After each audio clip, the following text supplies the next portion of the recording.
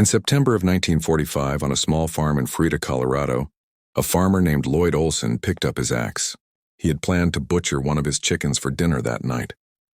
His mother-in-law was visiting, and she loved chicken neck meat, so Lloyd carefully swung his axe at a young rooster named Mike.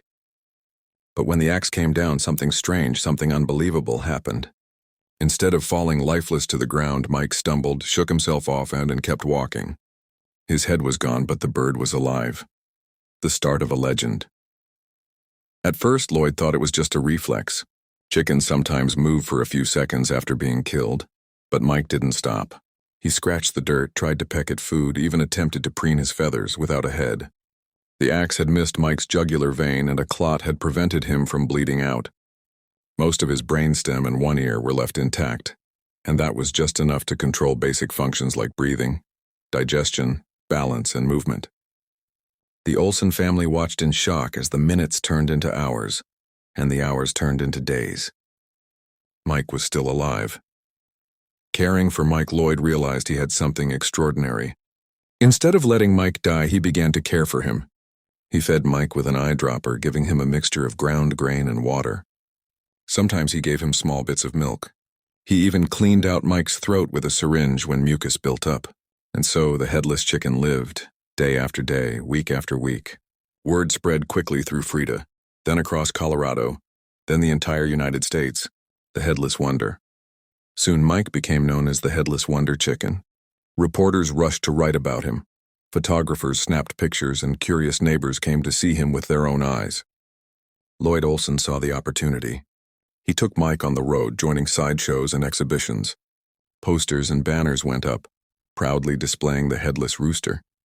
Mike was shown in towns across the West, even appearing in magazines and newspapers nationwide. In just a few months, Mike went from an ordinary farm bird to a celebrity, earning thousands of dollars for his owner, at a time when money was hard to come by after the war. Life on the road, Mike adjusted to his unusual life. He could balance on a perch, walk around the barnyard, and make faint gurgling sounds in place of a crow. Children pointed at him in wonder. Adults shook their heads in disbelief, and scientists scratched their heads, trying to understand how it was possible. The University of Utah even studied Mike, confirming that most of his brainstem remained intact, which explained his survival. What seemed impossible was in fact real. For 18 months, Mike the Headless Chicken lived, toured, and amazed the world. The end of the journey. But in March of 1947, while traveling with Lloyd, tragedy struck. Mike began to choke in the middle of the night. Without his feeding syringe nearby, Lloyd couldn't clear his airway in time. After 18 incredible months, Mike's strange journey came to an end. Though his life was over, his legacy had just begun. Legacy of Mike. Mike became a legend, a story passed from generation to generation.